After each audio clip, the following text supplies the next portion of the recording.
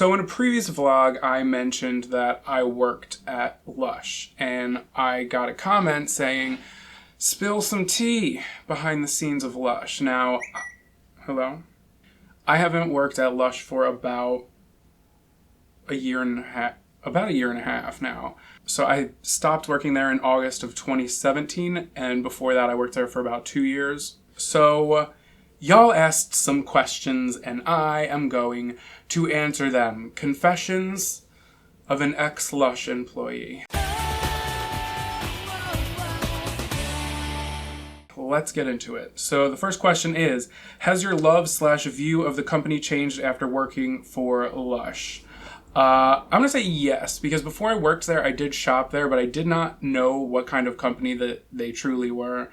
Like, I knew that they had naked products, which is just like products without packaging, like shampoo bars, and now they have the solid shower gels. They didn't have those when I worked there. I knew that they had like naked products. I knew they were cruelty free. I didn't know how much the company actually did like for certain causes like that. I also didn't know that Charity Pot, which is one of my favorite products, I didn't know that like 100% of the proceeds go to their grassroots charities, which is awesome. Yeah, also fair trade, making sure that they are responsibly getting their ingredients that they need. And I'm not working there anymore. This is not sponsored. I'm just giving you an honest opinion of an ex-LUSH Cosmetics employee. I need water. Help. Shit, that's fresh. Do you make the products in store? A lot of people actually assume that the products are made in store. No, they are not. They are made in the LUSH kitchens, which is pretty much their factories, which the shop that I worked at, we got them from somewhere in Canada. We got them from Canada Kitchen. They have a few across the globe. Did you love using LUSH at home, or were you sick of it after work? Absolutely not. I loved using LUSH at home. I use LUSH products still today, and I probably will continue to. Honestly, I never got sick of it, to be honest. What are some over/underrated products in your view? I'm going to say, let me go for some underrated products. There's Olive Branch shower gel, which I do believe they still sell. It's been a minute since I've been to a LUSH, but that is my favorite shower gel, very much overlooked because there's so much other shit going on in the shower and bath department. Magical Moringa, which originally when I worked there was a face moisturizer. Now I believe they market it as a primer, but it is like one of their strangest products in a good way, because it's like a face moisturizer, but there's cornstarch in it, so it like mattifies your face, and it like melts like butter, but then it like mattifies your face. It's pretty nuts. Full of Grace, which is a face skin serum. That's fantastic. It's also a naked product. What else was there? Angels on Bare Skin, which I loved using, but I had my issues with. If you guys don't know hello? Did you just hear me? I just had a freaking stroke. For those of y'all who don't know, the face cleansers that you usually see in the front of the store, but it's like drier ingredients that you just add water to and then you massage it in your skin. I loved Angels on Bare Skin. However, it was exfoliating with I think almonds, and that didn't do so well in my beard. It did well on my skin, but I would have to like scrub my beard for like a full like 6 minutes. I have to sneeze. By the way, can you guys tell I broke out in hives this morning? Who knew that I was allergic to the knockoff brand of Dayquil? I literally took a shot of that and I broke out in hives, like itching everywhere. TMI, as I'm talking about skincare. All right, and look at that, just like that, the sneeze went away. What was I saying? I would have little pieces of almond in my beard, and it made me so self-conscious, because if I see somebody and they have like little things in their beard, I'm like, eee, that's kind of gross. What you got in there? A snack pack? You saving that shit for later? Like what? However, there is a solid that is similar to that. It is Fresh Pharmacy. It comes in a bar, and I use that. Also, just letting you guys know, if you're going to change from a roll cleanser to a bar, give your skin up to like 2+ weeks to get used to it, because your skin needs to adapt to stuff. So people would always come in and return things that they're like, my skin broke out with this. It takes a minute for your skin to digest. Just letting y'all know, facts. Oh, and my last underrated product was Mask of Magnanimity. Overrated products, I would say, are the jellies. the shower jellies. I mean, they're great for kids. They're cool. Not my jam, not my thing. How did you learn all the ingredients? Holy shit, you guys. Wow. Okay, so when I first started working there, it's kind of like an intense training that you go through. They will go through each product in the store one by one and list about the top 3. It's like 3 is the magic number. If you can take one product and name like the top 3 ingredients in it and what those ingredients do, you're pretty much golden. But holy shit, that was so hard. It was called PK, product knowledge. You just needed to know your shit. What I actually ended up doing was I made flashcards because that's how I learned best. It sounds stupid, but once you have it in your brain, you're good. But like, you need to know what ingredients are antiseptics. You gotta know what ingredients do what, because people are gonna want to know what ingredients do what, especially if they're gonna rub it on their faces and if they're gonna spend a decent amount of money on something. It's just a lot. It's a lot. I'm not gonna lie. There's a lot of ingredients and it's a lot to remember what is in everything. But once you get the hang of it, it's good. Until they introduce like 20 new products. What is your favorite area to work in? Skin/hair/soap. My local shop seems to sort of split up these areas by employee. Yes, they do. However, you will work in all of them, or at least in my store, we alternated. I was fine. I enjoyed doing skincare. Skincare is probably the most intimate where it'll be, because that's where you would sit down and like mostly demo on people and get a feel for their skin and stuff. But hair was not my thing. There's so much. Hair for me was what I found the most difficult. Absolutely. Bath was easy. Bath was easy peasy, but skincare I think was the most fun because it's like you get to cater to what people need. And I was just doing the Lord's work because, you know, I'm 98% angel, 2% milk. Did you get really tired of certain scents like Snow Fairy or Rose Jam? I love Rose Jam. Not so fond of Snow Fairy, gonna be honest. Next question. Did you get to try all of the new products for free? Yes. When new products would be unveiled, we would go over everything, like all the ingredients that are in them, and then we would get to take them home and try them out for free, because how are you supposed to sell something that is so intimate, like a self-care product, if you're not using it yourself? So yeah, they would give us the products for free. We would try them out. It was great. It was fun. We would usually get them a couple months before they would go on shelves. So that was always cool and exclusive. Were you instructed to sell more of certain products? Yes, but not in the way that you would think.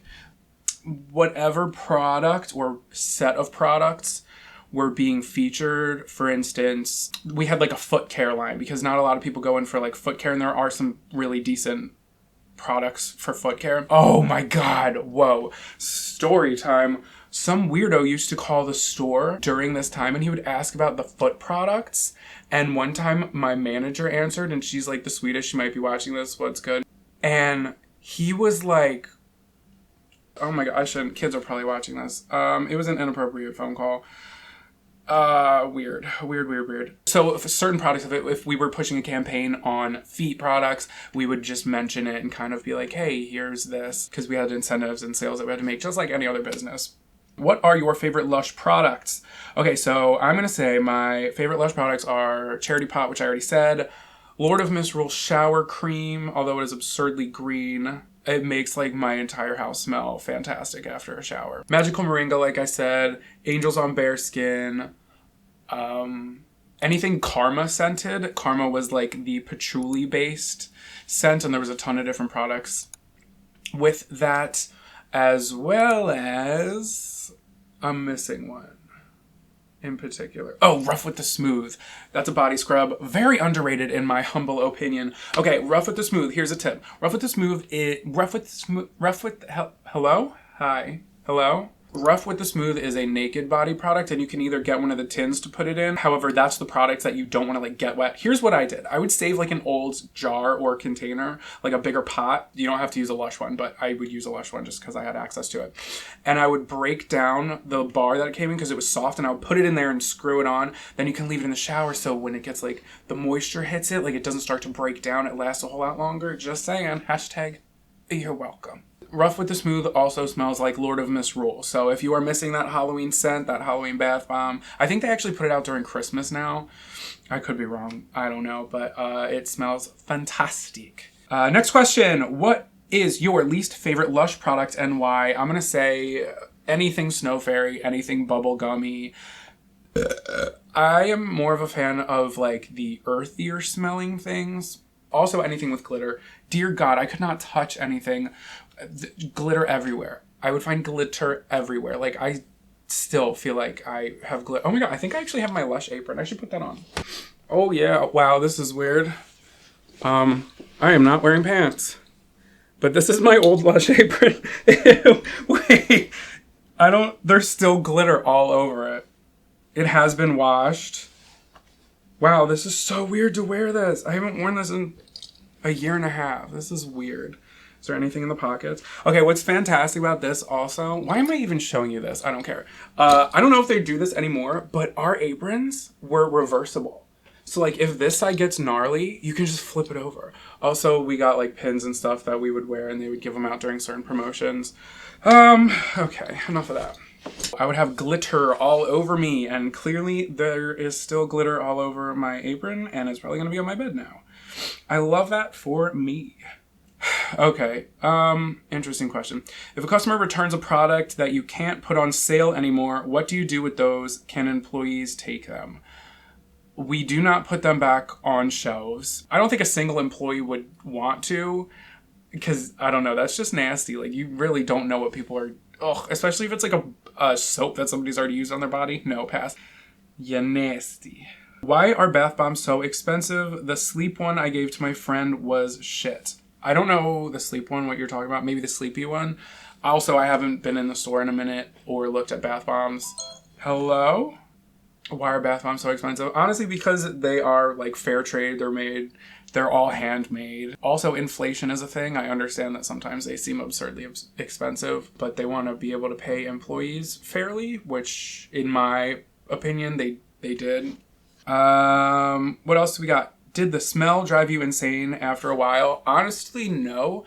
I think you go nose blind to it. I feel like people who work in restaurants or like fast food restaurants could probably attest to this, where, you know, you leave the place that you work at and you smell like it. Like I would smell intensely like Lush, but I didn't have a problem with it because I understand that it smells intense, especially to people who are sensitive to smells. Trust me, I heard from a lot of moms who would complain to me directly as if it was my fault why it was so intense in the store.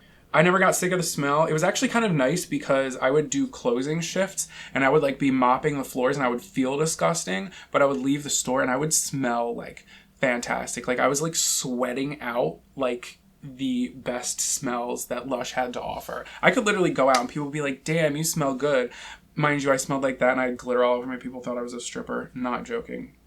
Is it true they make store workers clean out the empty tubs brought back by customers? If so, that's hella gross. Yes. Public service announcement. Current Lush employees are going to thank me for this. So if you guys don't know, if you bring in, I think it was 5 empty pots, because the plastic that they use, you can't really recycle normally. I think it's like plastic number 5. They send it back to the plants or back to the kitchen, and then they process them, they chip them down, they melt them, and then they reuse them. That's how they recycle them within the Lush industry. So if people would bring in their used pots, you bring in 5, you get a free face mask. Now people would bring in their pots that were not cleaned out or had old ass products in them from years ago. Yes, it was usually me who had to clean them out. They would keep them in a big basket and then I would have to go to the back and just gut out all the people's nasty expired face scrubs, butt scrubs. You guys, if you're going to return them, please, you don't have to scrub them clean. Just make sure it's like there's no product in it and just, you know, please don't give them moldy stuff. It is nasty. Yeah, we had to clean them because that's just how it was. That's just how it had to go. But, you know, that was my job. I got paid to do that. So it's nasty. It's not what I enjoy doing, but it's whatever. Is it better / more convenient to ask for samples of a particular product while paying at the register or while talking to a sales associate while browsing? I never know the correct protocol. Excellent question. I would say ask while a sales associate is with you. If they're demoing a product on you that you want a sample of, awesome. We really didn't have a problem giving out samples. Ask the sales associate, because if you get to it's not a big deal if you get to the register because they could easily call somebody over. But at least in my store, if it wasn't the holidays, we didn't have walkies. So we would have to like holla to somebody. Wow. Did I just say it like that? I did. We would have to like yell to somebody to go get this sample, and then you would have to wait to the side. So it's just a lot easier if you're working with a sales associate or somebody on the floor, just ask them to go get you a sample. Oh, I almost just cracked my neck, my back, my pussy, and my crack. Oh, did y'all hear that? Oh, wow. That was great. And the final question I will answer today is, what is the best thing to do for an employee when you feel they really go above and beyond? That is a fantastic...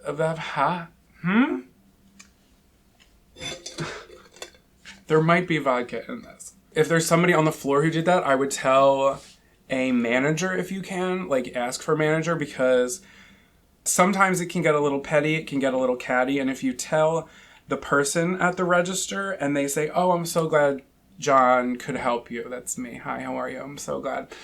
If they say, I'm so glad John could help you, but like that person doesn't necessarily like me, they might not tell a manager where it actually matters. So you can always just say, I have some positive feedback. I would like to speak to a manager. Like sometimes managers are actually the people on the registers. But that's great. Or you can send an email. Or also find your local LUSH's Facebook and drop something on there. If you like something someone did for you, ask for their name, because that helps them out. I usually stayed out of drama. I was friends with a lot of people. I'm still friends with like a lot of people that I worked with. I don't think I have bad blood with a single person that I worked with. Maybe one particular person who was higher up in the company. But that's because they did and said, I'm not going to get into it.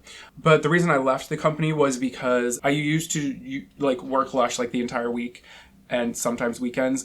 And then I got a 9-to-5 job, which is the job I still currently have. And I would work Monday through Friday, and then I would do Saturday, Sunday at LUSH, then Monday through Friday at my 9-to-5, and then Saturday, and then skip a Sunday. So I was really only having 2 days off a month. I handled that for about a year, and then I started going insane, and I was like, there's a reason that weekends are 2 days.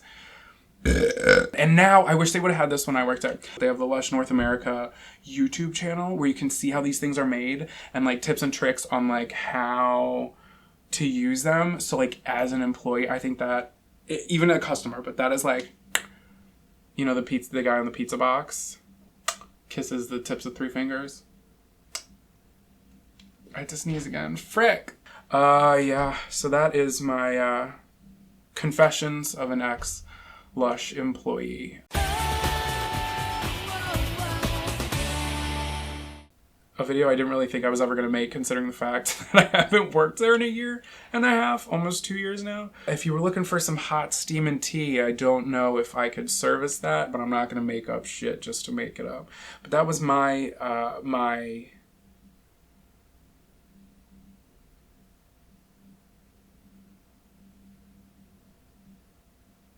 experience. Wow.